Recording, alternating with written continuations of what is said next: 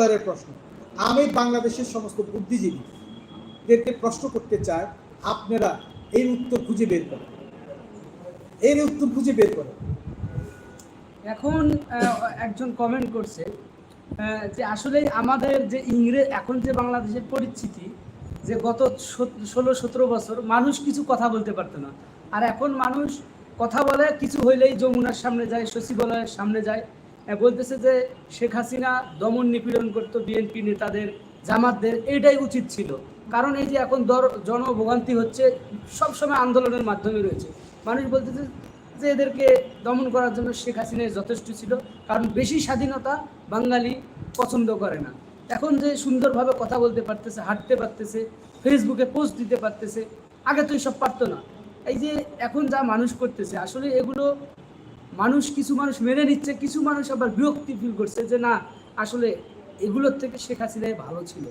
এই যে যারা এই ধরনের কাজগুলো করতেছে, বর্তমানে 16 বছর কথাই বলতে পারে নাই, এখন তারা এই ধরনের কাজগুলো করতেছে, কথায় কথায় যমুনা ঘেরাও, কথায় কথায় সচিবালয় ঘেরাও। এটা কি আদৌ এটা আমাদের করা ঠিক হচ্ছে? দেখেন, কেউ মানুষ যদি, আমি বলি, একটা বোবা লোক যদি হঠাৎ করে কথা বলার মানে কথা বলতে শুরু করে, তাহলে কিন্তু সে সারাক্ষণ কথার উপরেই থাকে। হ্যাঁ, বাংলাদেশের মানুষ 17 বছর 15 বছর আপনার কথা বলতে পারে না, এখন হঠাৎ করে তাদের বাক স্বাধীনতা আসছে। এই বাক স্বাধীনতার যে চর্চা চলতেছে, আমরা এখন আসলে অতিরিক্ত দেখতেছি। হ্যাঁ, এটা নিয়ন্ত্রণ করা উচিত, এটাকে নিয়ন্ত্রিত করা উচিত। এটা বাক স্বাধীনতার একটা আপনার অপব্যবহার হচ্ছে। যে কেউ যে কোনো ইস্যুতে রাজপথে এসে আন্দোলন করছে, যে কেউ চাইলে যমুনার সামনে চলে যাচ্ছে, হ্যাঁ, যে কেউ বিভিন্ন সরকারি গুরুত্বপূর্ণ স্থাপনার সামনে দাঁড়াচ্ছে। হ্যাঁ, এটার একটা নীতিমেলা থাকা উচিত, এটাকে নিয়ন্ত্রণ করা উচিত। তবে হ্যাঁ, এটা একটা ভালো লক্ষণ, এখন মানুষ কথা বলতে পারতেছে। ভাই, একটা বোবা লোক কথা বলতে পারে নাই কখনো, এখন সে কথা বলতে পারতেছে, এটা একটা আনন্দ, সে অটোমেটিক থেমে যাবে। একটা পাখা যখন হঠাৎ করে সুইচ অফ করেন, এটা কিছুক্ষণ কিন্তু চলতে থাকে, হঠাৎ করে বন্ধ হয় না। এখন আপনি এটা যদি হাত দিয়ে যদি জোর করে এটাকে বন্ধ করতে চান, আপনার হাতটাই ব্যথা পাবে, তাই না? এটা অটোমেটিক বন্ধ হয়ে যাবে। এখন এইরকম যদি ধরেন চলতেই থাকে, দেশে কিন্তু অস্থিতিশীলতা সৃষ্টি হবে।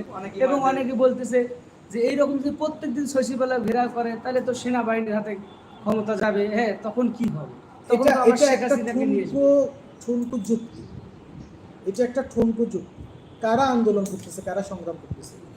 অল্প কিছু নিরীহ মানুষ করতেছে হয়তো, হ্যাঁ, শিক্ষকরা করতেছে, তারপর হচ্ছে যে শ্রমিকরা করতেছে ওদের নির্দিষ্ট দাবি দেওয়া আদায়ের জন্য। ঠিক আছে, আপনি এই চর্চাটাকে যদি বন্ধ করে দেন, এটাকে যদি আমরা বন্ধ করে দিতে যাই, তাহলে আমরা উল্টা সমস্যায় পড়ব। হ্যাঁ, এটা থাক, তবে হ্যাঁ, নিয়ন্ত্রণ থাকা উচিত আমাদের, যারা আমরা আন্দোলন সংগ্রাম করছি, আমাদেরও বিবেক বিবেচনা করে, হ্যাঁ, যৌক্তিক দাবিগুলোকে নিয়ন্ত্রিতভাবে, শান্তিপূর্ণভাবে আমরা কিভাবে প্রকাশ করতে পারি, আমরা সেই প্রচেষ্টা রাখবো। এটার দিকে সবাই সচেষ্ট হওয়া উচিত। এখন হচ্ছে 5 আগস্টের পরে প্রধান উপদেষ্টা যেহেতু ডক্টর ইউনূসকে বানা হয়েছে, এখন আপনার দৃষ্টিকোণ থেকে যে প্রধান উপদেষ্টা ডক্টর ইউনূসকে বানিয়ে কি আমাদের ক্ষতি হয়েছে না লাভ হয়েছে? দেখেন, লাভ ক্ষতির হিসেব হচ্ছে যে আরো পরের হিসাব। আমার কথা হচ্ছে যে 5 আগস্টের পরে ডাক্তার ইউনূসের বিকল্প আমাদের কাছে কি কেউ ছিল? ছিল না। ডক্টর ইউনূসকে আমরা নির্বাচন করেছি বিধায় বাংলাদেশের সর্বকালের সবচেয়ে বেশি ম্যান্ডেট, মানুষের সমর্থন পেয়েছিল ডক্টর ইউনূসের ইন্টারিয়াম গভর্নমেন্ট। হ্যাঁ, এখন ইউনূসকে নির্বাচিত করার সুফল বা কুফল, এটা আপনি এটা নিরূপণ করতে পারবেন। এটা নিরূপণ করতে হলে আপনাকে একটা নির্দিষ্ট সময় পার হইতে হবে, এই গভর্নমেন্টের পরে আরেকটা গভর্নমেন্ট আসতে হবে, বা আরও কিছু সময় যেতে হবে, তারপরে আপনি বলতে পারবেন। এখনই কোনো কিছু আপনি ফলাফল আপনি আশা করা আমাদের উচিত হবে না।